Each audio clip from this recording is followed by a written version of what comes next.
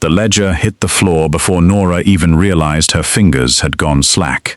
She had been standing just outside the drawing room door, accounts book pressed to her chest, when she heard it. Not an argument or a confession, something far worse than either of those things. A conversation between a man completely at ease and a woman whose laughter said she had been there many times before. "She runs the house well," the Duke of Grenwall said, and there was almost something kind in his voice. Almost. But you cannot expect a man to feel anything looking at old cargo. It keeps, but does not move you. More laughter, soft and unbothered. Nora stood in that corridor for exactly 4 breaths. Then she bent down, picked up the ledger, straightened her back, and walked away without making a single sound. 4 years. 4 years of managing Grenwall estate accounts to the last shilling. 4 years of greeting his guests, covering his errors in the household books, and saying nothing when the whispers in town grew louder about the woman he kept in Whitmore Lane. And he had the nerve to call her old cargo. She had a name. She had a mind sharper than half the men who sat at his dinner table. And tonight, something in her that had been waiting, patient and quiet, finally stopped waiting. "Now, tell me something before we go further. Do you think Nora walked out of Grenwall Estate that same night, or did she stay and make him pay for it slowly? Drop your answer below and tell me which part of the world you are watching from. I read every single comment, and I will be replying. If this story already has you, subscribe now." Nora Blythe did not sleep that night. She lay on her narrow bed in the east wing of Grenwall Estate, staring at the ceiling, with the ledger still sitting on the small table beside her, and she thought about the word, old cargo. She had arrived at Grenwall 4 years ago, at the age of 22, brought in by the late Duchess Marian herself, who had seen something in Nora during a charity function in Bath, and decided on the spot that she needed someone with a clear head running her household. The Duchess had been warm and direct. She had looked Nora in the eye and said, "I need someone who will tell me the truth about this house, not what sounds polite." Nora had said yes before the week was out. She had loved working for Duchess Marian. That was the honest truth of it. The woman had built something real inside Grenwall, a household that ran with dignity and purpose, staff who were treated as people rather than furniture, accounts that were clean and accounted for down to every last candle ordered from the chandler in town. When the Duchess died 18 months into Nora's tenure, it was a blow that sat heavy on the entire estate for months. And then the Duke came back. Lord Cavendish Grenwall, the 5th Duke of Grenwall, had been abroad for most of the 2 years before his mother's death. There were different stories about why, depending on who in the household you asked. Mr. Potts, the elderly groundskeeper who had been at Grenwall since before the current Duke was born, said the young lord had never been comfortable in his father's shadow and had left the moment the old Duke passed. Mrs. Hale, the cook, said something about a broken arrangement with a family in Edinburgh, though she would never say more than that when she noticed someone listening. Nora had not pressed either of them. It was not her place, and more importantly, it was not relevant to the ledgers. When Cavendish Grenwall walked through the front doors of his estate for the first time with Nora present, she had been standing in the entrance hall going over a supply order with the head footman, Thomas. The Duke had stopped, looked at her, and said, "Who is this?" Not unkindly, but with the particular blankness of a man who had not been told something he expected to be told. Nora had introduced herself, explained her position, and handed him a brief summary of the estate's financial standing that she had prepared 2 days prior in anticipation of his arrival. He had taken the paper, looked at it for a moment, and then looked back at her. "My mother chose well," he said. Then he walked upstairs. That had been their beginning, polite, distant, and functional. He rarely interfered with how she ran the household. She rarely needed him to. They met once a week in the study, to go over accounts. He signed what needed signing, asked occasional questions about the estate farms and the London property, and then the meeting ended. She found him neither warm nor cruel in those early months. He was simply present. But things shifted, slowly, the way things do when you live under the same roof as someone long enough. She noticed that he read late into the night, because the library candles were always burned low by morning. She noticed that he was unfailingly kind to the younger members of staff, the scullery girls, and the stable boy named Kit, who was 14 and still learning his way around the estate. She noticed that he argued with his solicitor, a tight-faced man named Mr. Rowe, with a precision that told her he understood far more about legal matters than he let on in casual company. She also noticed the carriage that appeared on Tuesday evenings without fail, taking him into town and returning him after midnight. She had not let herself think too much about that carriage. It was not her business. She was the estate manager. She managed the estate. But last night, the carriage had not come. Instead, the woman had come to Grenwall. Norah had not known at first. She had been in her office on the ground floor going over the quarterly farm rents when she heard unfamiliar heels on the marble of the entrance hall. She had assumed it was a visiting relation or a social call that Thomas would handle. She had stayed at her desk. An hour later, when she went to retrieve the household ledger from the study shelf, as Mrs. Hale had requested, she had walked into the corridor, where sound carried too well through old stone walls, and she had heard everything. Old cargo. She pressed her fingers flat against the bedsheet now, and breathed out slowly. The woman's name, she had gathered from the conversation fragments she had not meant to hear, was Cecilia. Not a relation, not a social call. A woman whose laughter was practiced, and whose presence in this house was an insult, wrapped in expensive perfume. Norah was not angry about Cecilia's existence. She had known about the Tuesday carriage. What had cut through her was the ease of it, the lightness with which he had said it. Old cargo. She sat up before dawn had properly arrived and began to dress. She had a decision to make, and she was not the kind of woman who made decisions lying down. By the time the kitchen was lit, and Mrs. Hale was directing the scullery girls through the morning bread, Norah was already at her desk, with the estate accounts open, and a second document beside them that she had never shown anyone. It was a list she had been building quietly over the past 6 months. Properties she had identified, households in need of an experienced manager. 3 letters she had drafted and not yet sent. She had not been planning to leave. She looked at the 3 letters now and thought about the Duke sleeping upstairs, comfortable, unbothered, and completely unaware that the woman who kept his entire estate from falling into disorder had heard every single word he said last night. Then, she picked up her pen and began to write a 4th letter. The letter was addressed to Lady Merton of Summerfield Park, a widow of considerable means and practical sense, who had written to Norah twice in the past year, requesting her consideration for a household management position. Norah had politely declined both times, citing her commitment to Grenwall. She read both of Lady Merton's previous letters again now, folded neatly, and kept at the back of her correspondence drawer. Then she wrote her reply in clear, measured language. She was available for consideration. She would appreciate a formal meeting at Lady Merton's convenience. She remained, as always, professional. She sealed the letter, set it aside, and went to oversee breakfast. This was the particular discipline of Nora Blythe. She did not let the ground shift beneath her feet while the household was watching. Whatever was moving inside her stayed inside her. The breakfast table was set correctly. The fires were lit in the right rooms. The Morning Post was sorted and placed on the silver tray in the entrance hall, and when the Duke came downstairs at 8:30, everything was exactly as it should be. He looked rested. He paused at the bottom of the stairs when he saw her crossing the hall with the supply inventory under her arm. "Miss Blythe," he said, a simple greeting, the same tone as every other morning. "Your Grace," she replied, with exactly the same courtesy she had used every morning for 4 years. She did not break her stride. She heard him hesitate behind her. It was only a half-second, the smallest pause, but she noticed it because she noticed everything. Then his footsteps continued toward the breakfast room, and the moment passed. She went about her morning. What she did not expect was Lord Frederick Marsden. He arrived at Grenwall just before noon, without prior notice, which was entirely consistent with everything she had been told about the Duke's younger brother.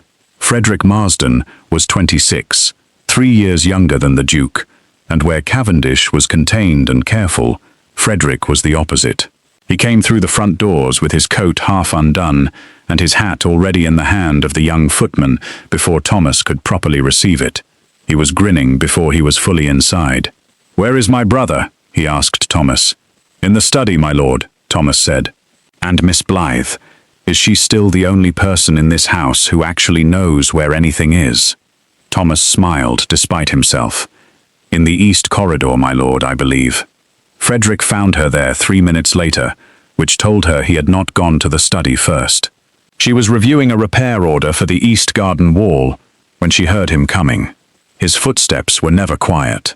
"Miss Blythe," he said, with genuine warmth that she had learned over the years was entirely real and not performance. "You look well. Are you well?" "I am quite well, Lord Frederick. Thank you for asking." He leaned against the corridor wall with the ease of a man who had grown up in this house and had never lost the habit of treating it as a place where he could breathe freely. He studied her for a moment in that open way he had. "You look like someone who has decided something," he said. Nora glanced at him.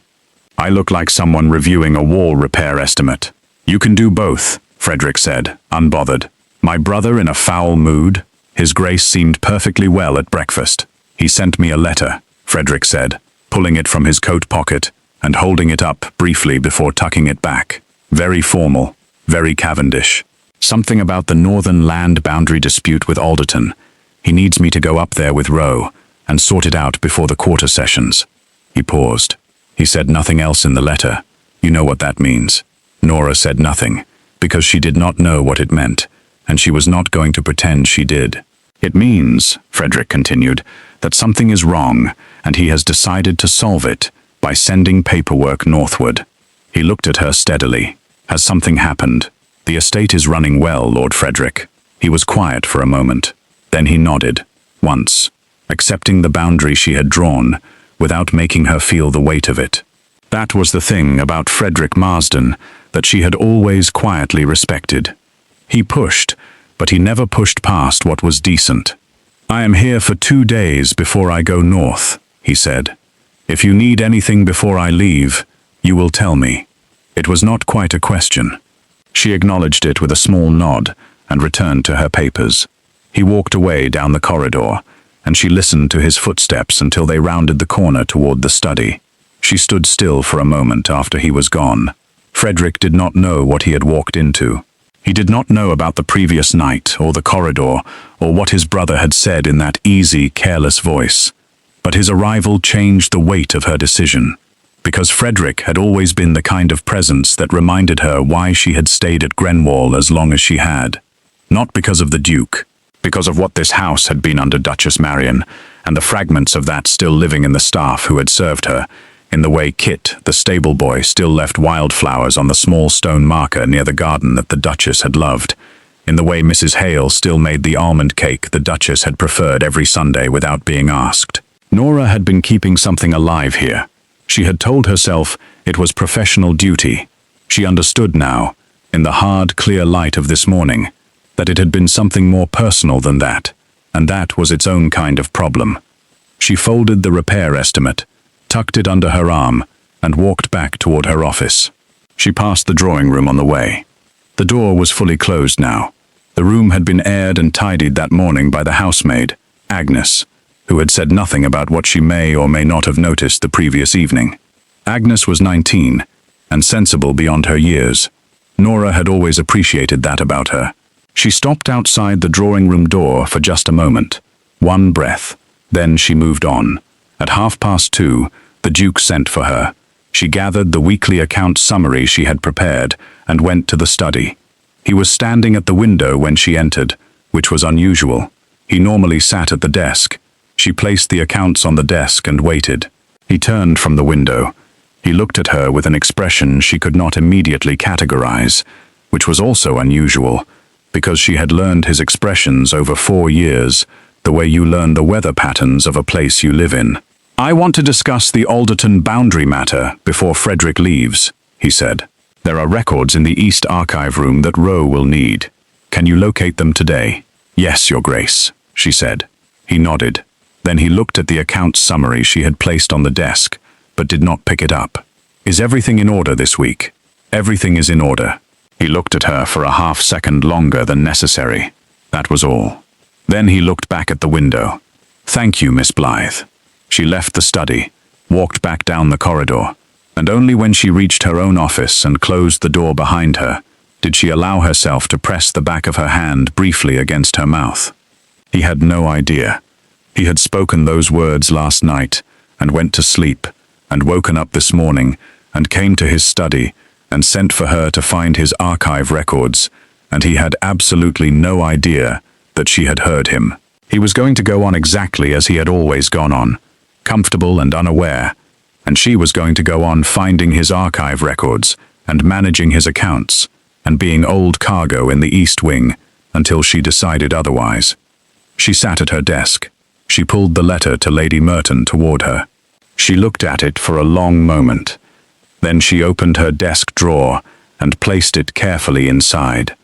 Not because she had changed her mind, because she needed to be certain, before she walked out of Grenwall Estate, that she understood exactly what she was walking away from, and what, if anything, she was going to do about the Duke of Grenwall first.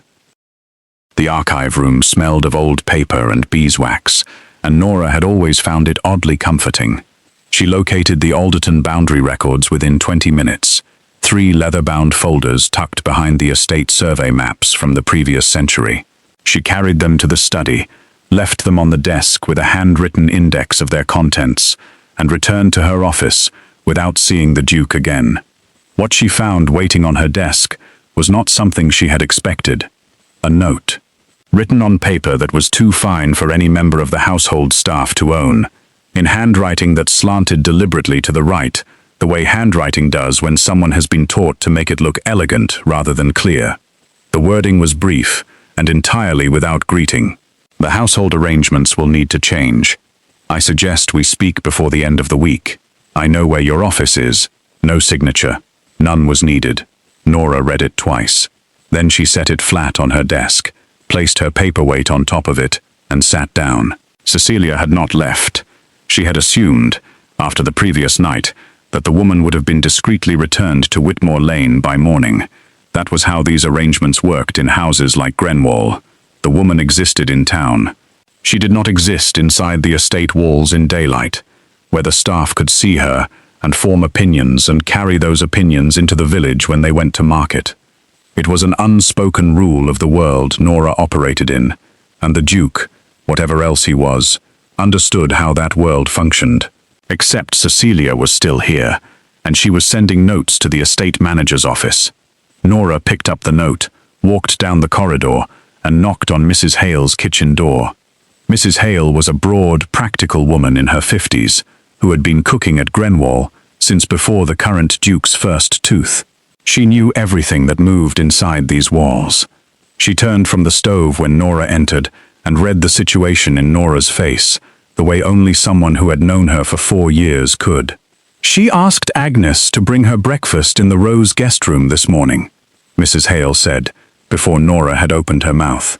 "I sent it, because I did not know what else to do." Agnes came back, looking like she had swallowed something sideways. "Did she speak to Agnes?" "Gave her a list," Mrs. Hale said, with a particular flatness. "Fresh flowers in the room daily. A specific tea she requires brought up at 10. And she asked Agnes who manages the household accounts." Mrs. Hale looked at Norah directly. "Agnes told her." Norah nodded slowly. "I don't like this," Mrs. Hale said. She was not someone who wasted words on feelings, which meant that when she expressed one plainly, it carried weight. "Neither do I," Norah said. She tucked the note into her pocket and went to find Thomas. Thomas had been head footman at Grenwall for 11 years and had served under 3 different household configurations. He was 43, quietly efficient, and fiercely loyal to the estate. He was in the entrance hall, directing the young footman, Samuel, on the correct positioning of the afternoon flower arrangements, when Norah found him. She pulled him aside and told him, in low and direct language, what the note contained and where it had come from. Thomas's expression did not change significantly, but his jaw tightened. "She walked through the kitchen corridor this morning," he said. "I saw her myself. She was looking at things." "What kind of things?" "The way people look at things they are measuring," Thomas said. Nora was quiet for a moment. Then she said, "Nothing changes in this household without my instruction, or the Duke's direct order. Pass that to every member of staff today." Quietly, Nora went back to her office, sat down, and thought clearly and carefully about what was happening. Cecilia was not simply a woman the Duke was fond of.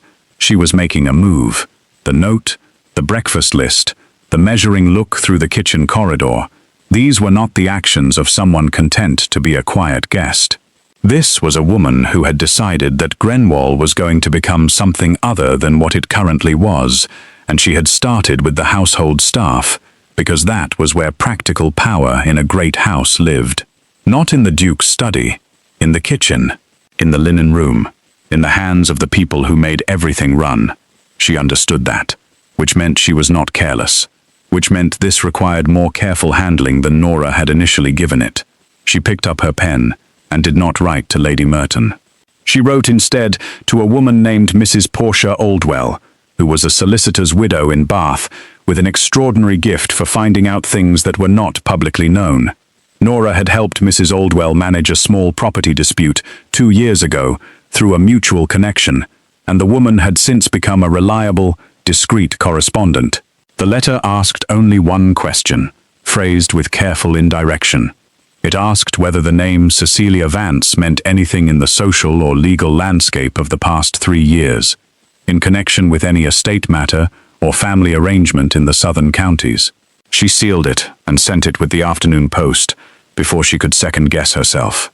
By evening, the house had shifted in the way houses shift when something unseen is moving through them. The staff spoke in shorter sentences. Agnes avoided the upper corridor, where the Rose guest room sat. Even Kit, who rarely came inside the house proper, came to Nora's office at 5 o'clock, on the thin pretense of asking about the feed order, and stood in the doorway looking unsettled until she asked him plainly what he had seen. "A carriage came in the back," he said. "Not the Duke's. Different livery. 2 trunks carried up the side stairs." Nora looked at him steadily. "Thank you, Kit." He nodded and left, and she sat with that information and understood that Cecilia Vance was not planning to leave by morning after all. She was planning to stay.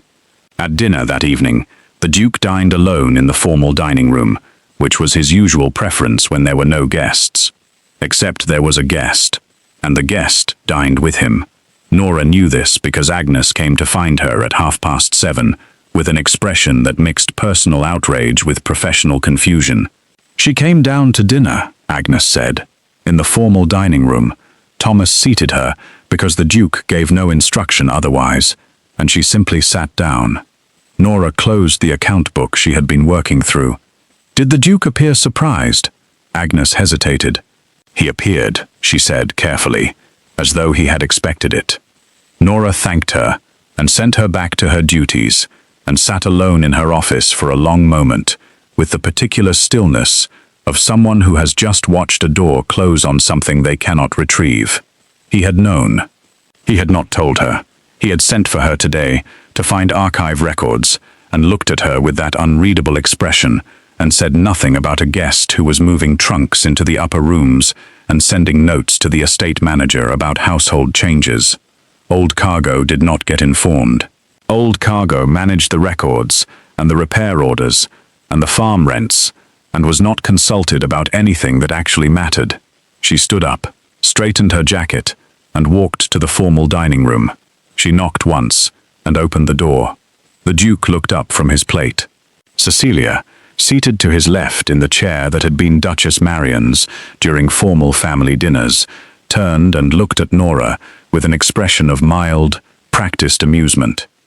She was striking in the way that women are when they have spent a great deal of time and money making themselves precisely that. Dark hair, sharp eyes, a smile that knew exactly how much it unsettled people. "Forgive the interruption, Your Grace," Nora said, looking only at the Duke.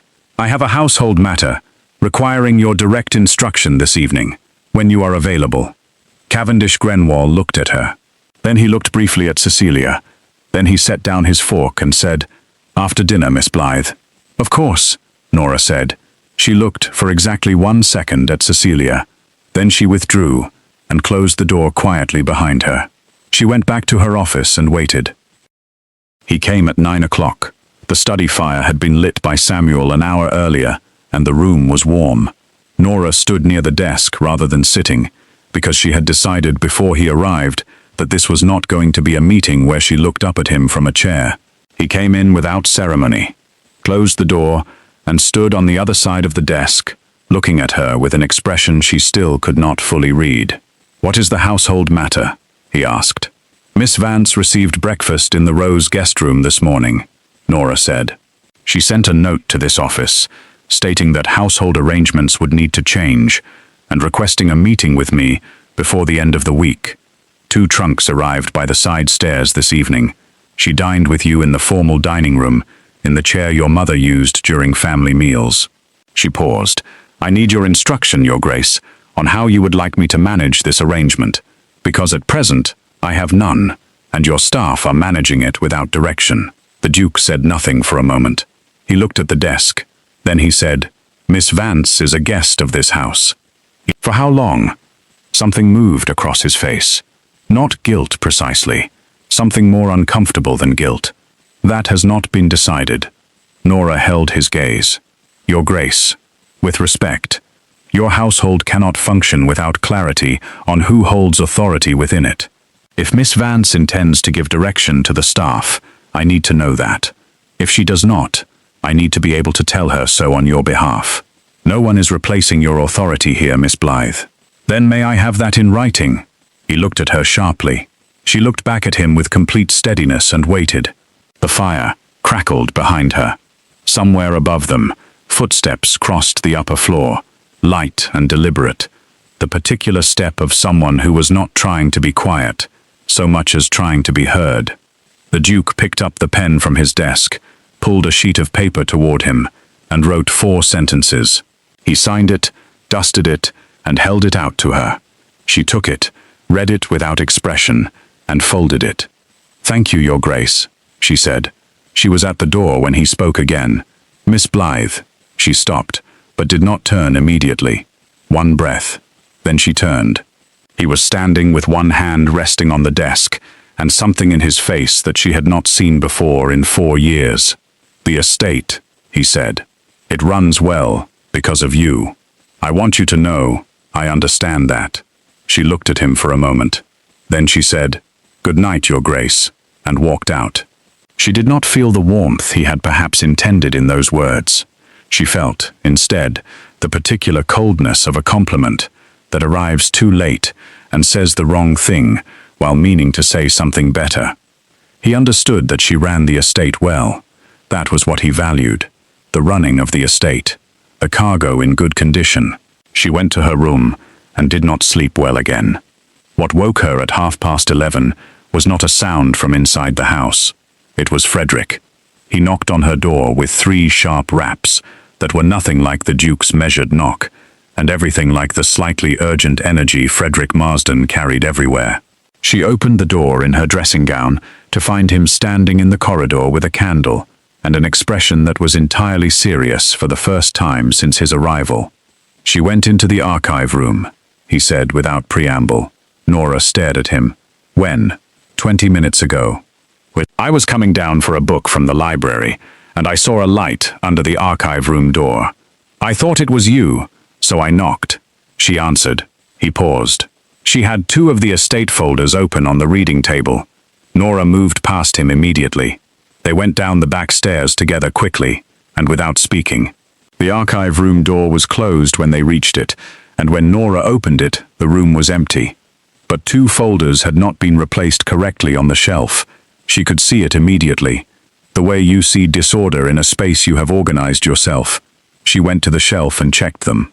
Both were from the section containing Grenwall property deeds and the legal records of the estate's land holdings. She stood very still for a moment. She was not reading them out of curiosity, Frederick said from the doorway. "No," Nora agreed. He came into the room and stood beside her at the shelf. He was quiet, in a way he rarely was. "How long has this been happening?" he asked. "She arrived last night," Nora said. "That is not what I am asking." He looked at her with his direct, uncomplicated gaze. "How long has my brother been making decisions about this house that he has not told you about?" She considered the question honestly. "There have always been things that were not my business to know," she said. "The estate records are your business," Frederick said flatly. He took the two misplaced folders, looked at what they contained, and then looked at her. "Nora, these are the deed transfers, the inheritance documentation. If anyone wanted to understand how to challenge the current structure of Grenwall's holdings, or find a weakness in the title, they would start exactly here." She took the folders from him and replaced them precisely. Then she locked the archive room for the first time since she had taken the key 4 years ago and put the key in the pocket of her dressing gown. "I received a letter this afternoon," Frederick said as they walked back toward the stairs. "Not from my brother, from our cousin, Lord Gerald Hart, in London. He has heard that Cecilia Vance is at Grenwall." He paused on the bottom stair. Gerald is not someone who writes letters for pleasant reasons. What did he say? He asked whether Cavendish was intending to be a fool about this woman publicly, or only privately. Frederick said, with the bluntness of a younger brother who had long since stopped softening things. He also said that Miss Vance was involved in a property matter in Hampshire 2 years ago that ended badly for the family involved. He did not say how badly. Nora thought of Mrs. Aldwell in Bath, and the letter she had sent that afternoon, and understood that she was not the only one who had started pulling at threads. "Your cousin should come to Grenwall," she said. Frederick looked at her with something close to surprise. She had never, in 4 years, made a suggestion that touched the Duke's personal or family affairs. "He should come here," she said again, "soon, before the end of the week." Frederick studied her face in the dim light of the corridor. Whatever he saw there made him nod slowly. Once, without asking the question, she could see forming behind his eyes. "I will write to him in the morning," he said. She thanked him and went back upstairs. She sat on the edge of her bed with the archive key in her hand and thought about Cecilia Vance moving through these corridors at night, with lamplight falling across estate deed transfers, and she thought about the Duke standing in the study, saying the estate runs well because of you, as though that ought to be enough.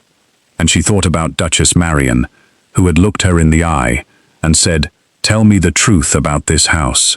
She was telling the truth about this house now, to herself, which was the harder telling. She did not want to simply leave Grenwall.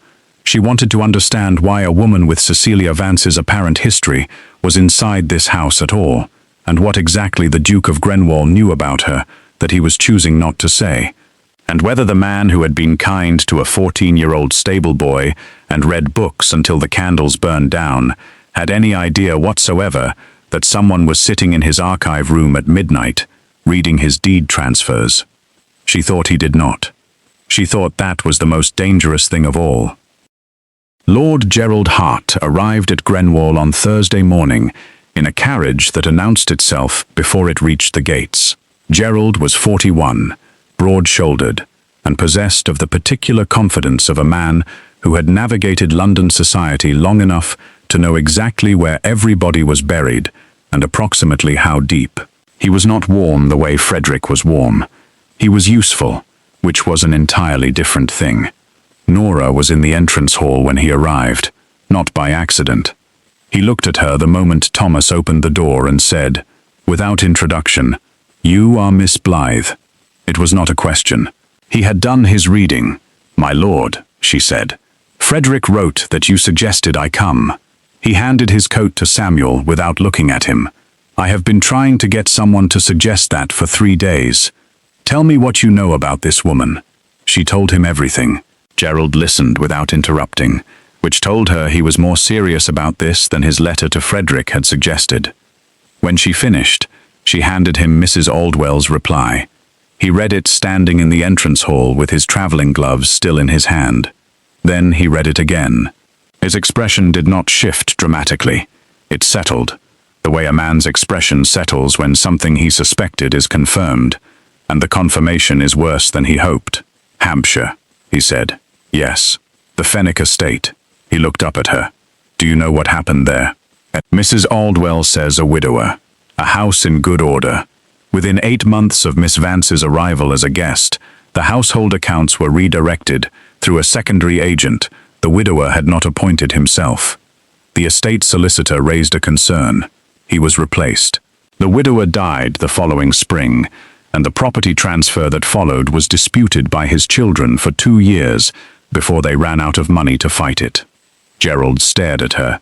Mrs. Aldwell has connections in Bath, who knew the solicitor, Nora said. He spoke to them before he died. He believed Miss Vance had been working with someone who understood property law and estate documentation well enough to construct a transfer that looked legitimate from the outside. And my cousin, Gerald said slowly, has invited this woman into his house and left her near his archive room. He has not left her near it intentionally, Nora said. He does not know she was there. Does he know about Hampshire? I do not believe so. Gerald folded Mrs. Aldwell's letter and put it inside his coat. Where is Cavendish now? Riding the North Fields with Mr. Potts. He returns at noon. And Miss Vance? In the Rose guest room, as far as Agnes can confirm. Gerald looked at her steadily. You have managed this house for 4 years, he said. You have kept this information, gathered it, organized it, and handed it to me in under 5 minutes. Why have you not taken it directly to my cousin yourself? It was a fair question, and she had known it would come. She had been preparing her answer since the morning post arrived. Because the Duke of Grenwall will receive this information differently, depending on who brings it, she said. If it comes from me, he will hear it as a household concern raised by his estate manager. If it comes from you, he will hear it as a family matter, requiring his immediate attention. One of those will make him act. Gerald was quiet for a moment. Then something moved across his face that was close to respect, though she suspected he did not give that particular thing away easily. Miss Blythe, he said, my aunt chose extraordinarily well. He went upstairs to refresh himself before lunch, and Nora went to the kitchen to tell Mrs. Hale there would be an additional place at the dining table, and to tell Thomas to ensure Samuel kept close watch on the corridor near the archive room for the rest of the day. She was back at her desk by 10 o'clock. At 11, Cecilia came to find her. She did not knock. She opened the office door with the easy authority of someone who had already decided the space belonged to her, in some way that had not yet been made official. She was dressed precisely, and her dark hair was arranged without a single strand out of place, and she stood in the doorway of Nora's office and smiled with her mouth, while her eyes did something entirely different. Miss Blythe, she said, I think it is time we spoke properly. Nora set down her pen. Please sit down, Miss Vance. Something shifted in Cecilia's expression, very slightly, at the use of her name. She had not expected Nora to know it. She sat in the chair across the desk and crossed her hands in her lap and maintained her smile. I imagine my presence here has made your position somewhat complicated, she said. Her voice was smooth and carefully modulated, every word placed with intention.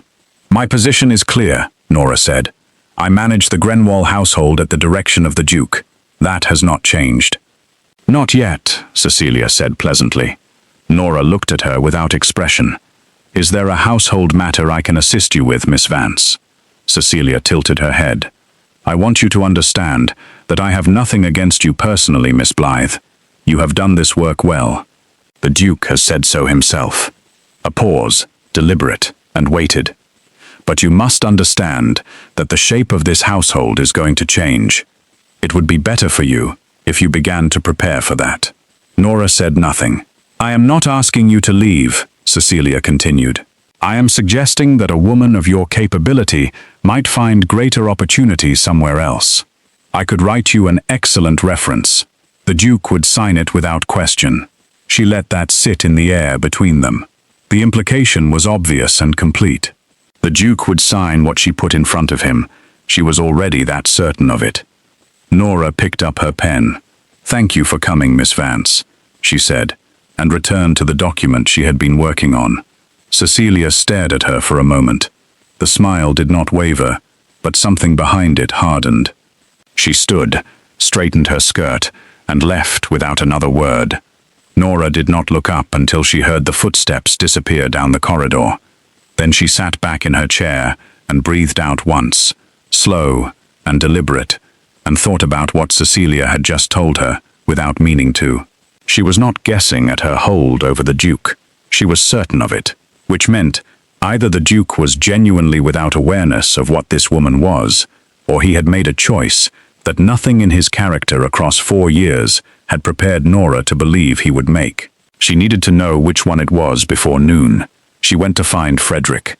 He was in the library, which was where he always retreated when the house felt tense. She closed the door behind her and told him about the visit in 4 sentences. Frederick's face went through 3 expressions in quick succession. Then he stood up. "Gerald needs to speak to Cavendish the moment he returns from the fields," he said. "Yes," Norah agreed. "And Frederick." She paused. "Whatever the Duke decides after Gerald speaks to him, I need you to know that I have a letter ready to send to Lady Merton of Summerfield Park." Frederick looked at her for a long moment. His expression was not surprising. It was something heavier than that. "How long have you been preparing to leave?" "I have been prepared," she said carefully. "Whether I leave depends on what happens this afternoon." He nodded slowly. He did not try to talk her out of it. He did not offer reassurances about the Duke's character, or his better nature, or any of the comfortable things people say when they do not want to accept that someone they respect has been treated without respect. He simply nodded, and that restraint meant more to her than any words would have. She went back to her office and waited for noon.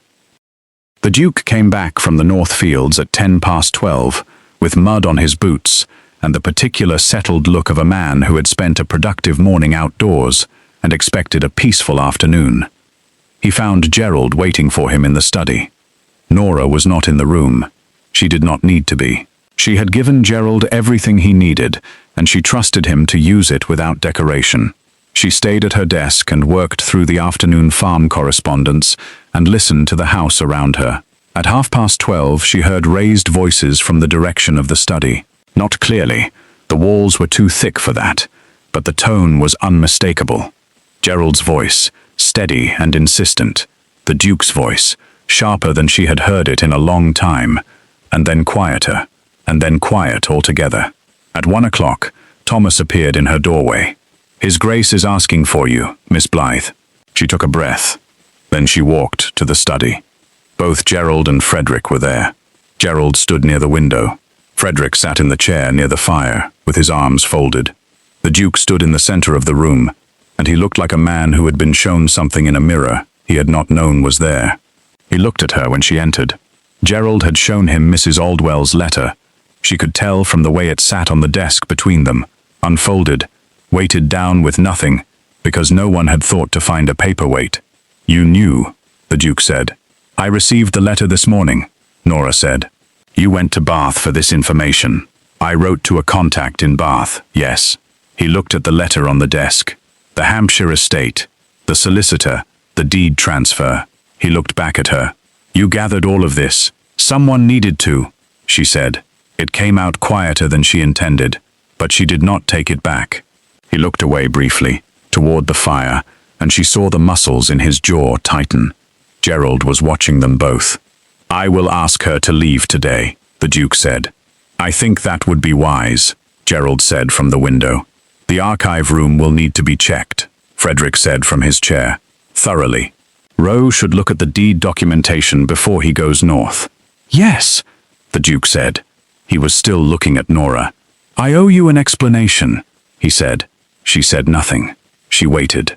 He moved to the desk and stood behind it, not sitting, just standing, with his hand resting on the surface, the way she had seen him stand 100 times in this room.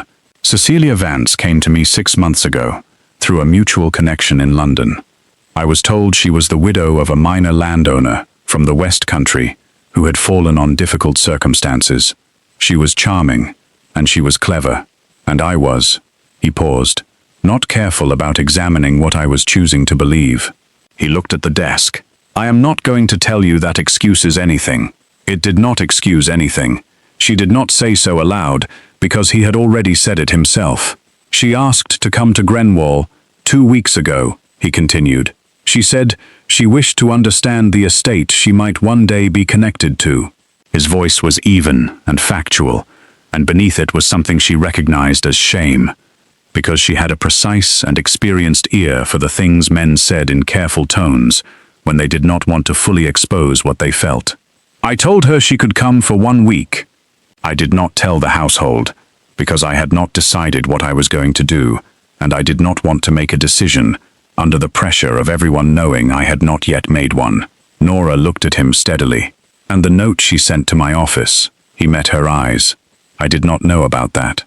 The breakfast list she gave Agnes, I did not know. The archive room at 11:30 at night, I did not know. A man who does not know what is happening inside his own house, because he has not bothered to look, is not innocent. He is absent. And absent, Nora had learned long ago, was its own form of damage. Gerald spoke from the window. She needs to be gone before this evening, Cavendish, and Roe needs to see those deed files before anyone touches that archive room again. The Duke nodded without looking away from Nora. Gerald and Frederick exchanged a look and left the room. The door closed. Nora and the Duke of Grenwall stood on opposite sides of his desk in the study, where they had met every week for 4 years, and the silence between them was nothing like their usual silences. I called you old cargo, he said. Her breath did not change. Her expression did not change, but something in her chest pulled tight, and then went very still. I did not think anyone could hear, he said. That is not an excuse. It is simply the truth of how carelessly I spoke, and I understand that carelessness about a person is its own kind of cruelty. She looked at him across the desk. You said it easily, she said. That is what I keep thinking about. Not that you said it, that it came easily. He did not flinch from that. He held it. Yes, he said quietly. I have managed every part of this estate for 4 years, she said. I have protected your accounts and your staff, and the reputation of this house. I found out in 3 days what your mistress was doing inside these walls, while you were riding your north fields. And in 6 months of knowing that woman, you never once looked at her the way you have never once looked at me. She stopped. She had not meant to say that much, but she had said it, and she was not going to retreat from it. The Duke looked at her with sadness. You have a letter ready to send to Lady Merton, he said. She stared at him. How do you know that? Frederick did not tell me the name, he said. I am asking, because the look on your face when you walked into this room told me you had already decided something before you came through the door, and the only thing that would make you look like that is the knowledge that you have somewhere else to go. He paused. Do you? She held his gaze. Yes. He nodded slowly. He looked at the desk. I am not going to ask you to stay, he said. That would be one more thing I have no right to ask of you. He looked up. But I am asking you to hear this, not because it changes what I said or what I failed to see, because it is true, and you deserve to hear it. He straightened. You are not cargo, Nora. You are the most capable and honest person in this house, and I have treated that like furniture for 4 years, and I am sorry for it. She stood very still. He had used her given name. In 4 years he had never used her given name. She looked at him for a long moment. The fire behind her was warm, and the light was beginning to thin toward late afternoon, and outside the window she could hear the distant sound of Cecilia Vance's voice, giving some instruction to someone in the courtyard below, not yet knowing that her time at Grenwall was already finished. I will stay through the end of the month, she said, to ensure the transition is orderly and the Alderton matter is properly resolved with Roe. Thank you, he said. She nodded once and left the study. In the corridor, she walked past the drawing room where she had stood 4 nights ago, with a candle in her hand, and heard the thing that had changed everything. She did not pause this time. She walked back to her office and sat at her desk and looked at the letter to Lady Merton in her open drawer. She did not send it that afternoon, but she did not put it away either. Cecilia Vance was gone before 6 o'clock.